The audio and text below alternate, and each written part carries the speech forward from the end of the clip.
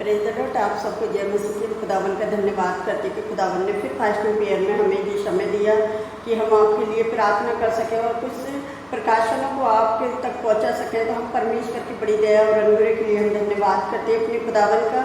तो हम आज का जो वचन पढ़ेंगे यूहन्ना 10 का पहला और दूसरा, और आज का जो विषय होगा चरवा और भेड़ों का दृष्टांत। तो इस वचन को कोई पढ़ेगा। मैं तुमसे सच सच कहता हूँ कि जो कोई द्वार से भेड़शाला में प्रवेश नहीं करता परंतु किसी दूसरी ओर से चढ़ जाता है, वह चोर और डाकू है। परंतु जो द्वार से भीतर प्रवेश करता है वह भेड़ों का चरवाहा है। हालेलुया। तो प्रभु को धन्यवाद करते हैं किस तरह से वचन में लिखा है कि मैं तुमसे यीशु मसीह कह रहे हैं कि मैं तुमसे सच सच कहता हूँ, कोई द्वार से भेड़शाला में प्रवेश नहीं करता परंतु किसी दूसरे द्वार से चढ़ाता है, चोर और डाकू है। तो यीशु मसीह का मतलब ये नहीं है कि वो चोर और डाकू है, उसका मतलब है कि सच्चा चरवा हमेशा द्वार से प्रवेश करता है, सचमुच वे खुलेआम आता है, वह ही अपनी भेड़ों को पुकारता है और वे उसे पहचानती हैं। हालेलुया। तो हम परमेश्वर का धन्यवाद करते हैं कि जो परमेश्वर की जो भेड़ है यीशु मसीह की, जब वो उन्हें पुकारती है तो क्या है, उसकी आवाज़ को वो सुनती है और द्वारपाल हमेशा उनके लिए द्वार खोल देता है। भेड़ उसका शब्द सुनती है और वे अपने भेड़ों को नाम ले लेकर बुलाता है और बाहर ले जाता है। हालेलुया। और आगे वह अपने सब भेड़ों को बाहर निकाल चुका होता है तो उनके आगे आगे चलता है। भेड़ उसके पीछे पीछे चलती हैं क्योंकि उसके शब्द को पहचानती हैं। हालेलुया। और वो पराई के पीछे नहीं जाएंगी और क्योंकि उससे भागेंगी और वो पराई का शब्द नहीं पहचानती। यीशु ने उनसे ये दृष्टांत कहा परंतु वे ना समझे कि ये क्या बात है जो हमसे कहता है। अगर हम चोर और डाकू के बारे में देखेंगे तो चोर किसी और काम के लिए नहीं परंतु केवल चोरी करने और घात करने और नष्ट करने को आता है। और मैं इसलिए आया कि तुम जीवन पाओ और बहुतायश का जीवन पाओ। तो हमारा जो सच्चा चरवाहा यीशु मसीह वो हमें बहुतायश का जीवन देना चाहता है और वो हमें जीवन देने के लिए आया और वो अच्छा चरवाहा है। यीशु मसीह कहता है अच्छा चरवाहा मैं ही हूँ, मैं भेड़ों के लिए अपना प्राण देता हूँ। हालेलुया। और अच्छा चरवाहा मैं ही हूँ और अपनी भेड़ों को जानता हूँ और मेरी भेड़ें जो मुझे जानती हैं। सचमुच जो यीशु मसीह की भेड़ है, जो यीशु मसीह अपनी भेड़ों के लिए प्राण देता है, वो वैसे ही क्या करते हैं, वो अपनी भेड़ों को, जो उसकी भेड़ें हैं जो उसका शब्द पहचानती हैं। और मेरी और भी भेड़ें, अगर हम 16 में देखेंगे तो इसमें लिखा है कि मेरी और भी भेड़ें हैं वो इस भेड़शाला की नहीं है और मैं उनको भी लाना चाहता हूँ। तो ये वो भेड़ कौन है और वे उसका झुंड होगा, यीशु मसीह का जो झुंड होगा उसके बारे में हम पढ़ेंगे कि किस तरह से इसमें लिखा हुआ है कि जो और भी जो यीशु मसीह की भेड़ हैं वो भेड़, सभी भेड़ केवल उस चरवे के पीछे चलती है जिसकी आवाज़ को पहचानती हैं और झूठे या नकली चरवे की आवाज़ नहीं पहचानती।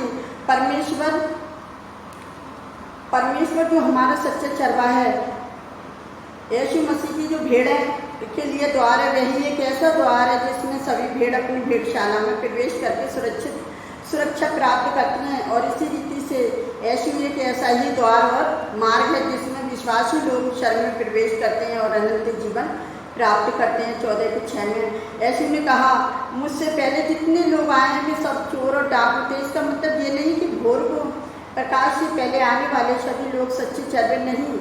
सच्चा चरवा भोर में अपनी भेड़ों को चराने के लिए आता है। जो व्यक्ति इससे पहले आता है वह चोर है। चोर द्वार से होकर प्रवेश नहीं करता। जो व्यक्ति सच्चा चरवा बनना चाहता है उसे द्वार से होकर ही जाना चाहिए और सच्चा द्वार मसीह है। अगर हम दूसरे लोगों को बचाना चाहते हैं तो पहले हमें अपने आप को भी बचाना चाहिए। और मसीह कहता है मैं द्वार हूँ। मसीह मार्ग में से होकर प्रवेश किए बिना कोई शरीर के में प्रवेश नहीं कर सकता। और इसका मतलब है कि मसीह से अलग होकर कोई व्यक्ति बचाया नहीं जा सकता। प्रेरितों के काम 4 के बारे में। और झूठा चरवादार चोर नुकसान पहुंचाने आता है और भेड़ की खाल उड़े हुए भेड़ियों के समान होता है। तो इसे कई बार है कि अभी हमने 16 में पढ़ा कि यीशु के पास दूसरी और भी भेड़ें हैं जो इस भेड़शाला की नहीं है। ये अन्य जाति और गैर यहूदी और अविश्वासी लोग थे। परमेश्वर ने अन्य जाति लोगों को भी क्या करा था, चुन लिया था, जो मसीह में विश्वास करते थे, किंतु वे उस समय तक नहीं बुलाए गए थे। उन्होंने उस समय तक विश्वास नहीं किया तो उन भेड़शाला कलीसियाओं में लाने जाने की आवश्यकता थी। अन्य जाति के लोग मसीह की आवाज़ सुनकर उसके पास आएंगे तभी एक झुंड होगा और एक कलेशिया का निर्माण होगा, जिसमें सभी विश्वासी लोग यहूदी अन्य जाति भी शामिल किए जाएंगे। यीशु ने अन्य जाति लोगों की कलेशियाओं को बुलाने का काम अपने चेलों को दिया, अर्थात हमें दिया था। प्रत्येक पीढ़ी में परमेश्वर ने मसीह की भेड़ों को अलग करके रखा, परंतु हम उन्हें अंदर बुलाना चाहिए। एक झुंड होगा, मसीह के पास कई झुंड नहीं, उसके पास केवल एक ही झुंड होगा। हम मसीह के झुंड हैं, हम मसीह के झुंड हैं। और परमेश्वर ने मसीह से प्रेम किया, क्योंकि मसीह प्रत्येक पूरी तरह आज्ञाकारी था और परमेश्वर की इच्छा के उद्देश्य से मसीह भेड़ों के लिए अपना प्राण देता है। और सच में ही परमेश्वर ने अपने बेटे को भेजा और अपनी भेड़ों के लिए उसने प्राण दिया। तो आज ऐसे ही चरवाहों के बारे में यीशु मसीह बता रहे हैं कि पता है क्या है, जो तुम्हारे ऊपर काम सौंपा है, जो भेड़ें तुम्हें दी हैं, जो कलेशियाओं में लोग तुम्हें दिए हैं, उनको क्या करना है, तुम्हें अच्छे से चराना है, उनकी देखभाल करनी है। उनको चराने का मतलब है उनके दुख मुसीबत में, उनकी परेशानियों में क्या है, एक पास्टर के रूप में तुम्हें परमेश्वर ने चुना है, तो आपकी पूरी जिम्मेदारी बनती है कि आप उनकी शुद्धि लें और आप उनकी मुसीबत में साथ दें। तो मैं परमेश्वर का धन्यवाद करती हूँ कि वो हमारा खुदावन है, वो अपनी भेड़ों को जानता है। और जो उसकी और भी भेड़ हैं जो अन्य जातियों में से, जो वो चुन चुन के उन्हें निकाल के लेकर आता है। लोग कुछ भी कहें, लेकिन परमेश्वर का काम रुक नहीं सकता। लोगों का तो काम है बोलना, और वो बोलते रहेंगे, और परमेश्वर का काम कभी रुका है और ना रुकेगा। तो मैं अपने प्रभु यीशु मसीह का धन्यवाद करती हूँ कि खुदावन जो हमारा चरवा है और हमें अपनी चराइयों में चराता है, वो हरी हरी चराइयों में चराता है। जैसे भजन संहिता 23 में लिखा हुआ है, वो अपने बच्चों को कभी किसी बात की घटी नहीं होने देता। तो मैं अपने परमेश्वर का धन्यवाद करती हूँ। और मैं आपको एक छोटी सी गवाही बताना चाहती हूँ। वो गवाही मेरी है कि संडे को क्या हुआ था कि मैं जब चर्च गई थी, और जब चर्च से आ रहे थे तो थोड़ी ऐसा ही हो रहा था, धूप हो रही थी। कभी आप देख रहे बरसात का मौसम है, कभी मौसम बदल लिया, कभी धूप हो रही, कभी छाया हो रही थी। तो अचानक से बारिश आ गई, और जब बारिश आई तो हम क्या हुआ, बस से उतर के बारिश में भीग गए।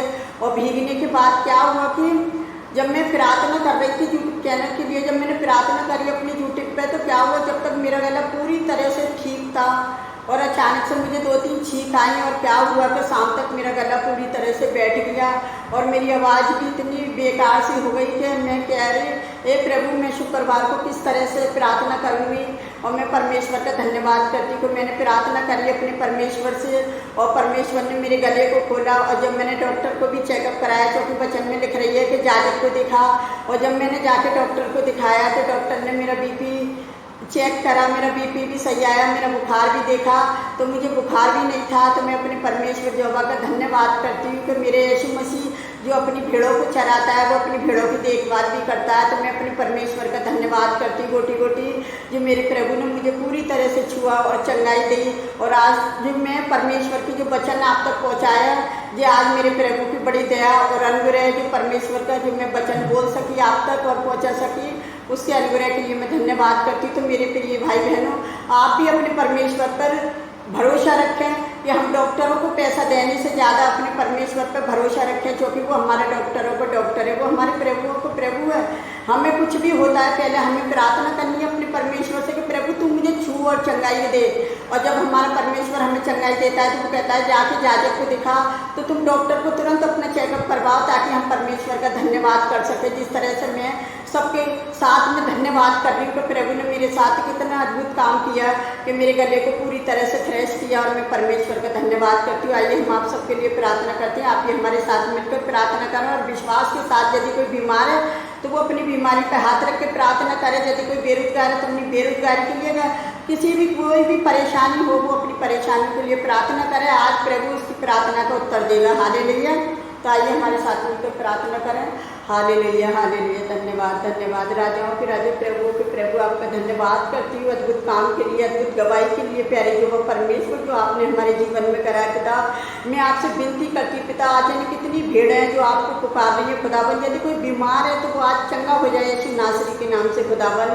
मैं आपसे विनती करती हूँ जो आज बेरोजगार है, आज उन्हें रोजगार मिल जाए यीशु नासरी के नाम से पिता। जो अपने बच्चों के अच्छे वर्ग के लिए पिता प्रार्थना कर रहे हैं खुदावन, उन्हें अच्छा लाइफ पार्टनर देकर आशीषित करें प्यारे जो परमेश्वर, जो बाहर जाना चाहते हैं प्यारे जो परमेश्वर, अपने लिए प्रार्थना कर रहे हैं, आप उनकी प्रार्थनाओं को सुने और कबूल करें मेरे पिता।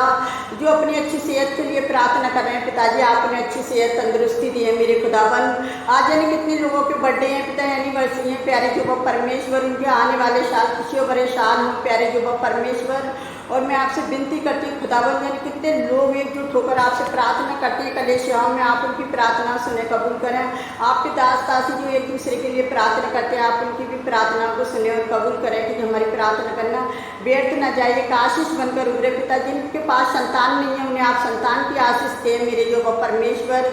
और जितने लोगों ने हमारे साथ मिलकर प्रार्थना करी, आपने सबकी प्रार्थना का हमें जवाब दिया, उसके लिए भी मैं धन्यवाद करती प्यारे जो परमेश्वर। मैं सारा आदर में आपको देती, सारी कमी घटियों को आपके चरणों में डालती मेरे खुदावन। में जो भी मांगती है इसको पवित्र और शामर्थी नाम पर आमीन। प्रभु आप सबको बहुत ऐसे आशीष दे।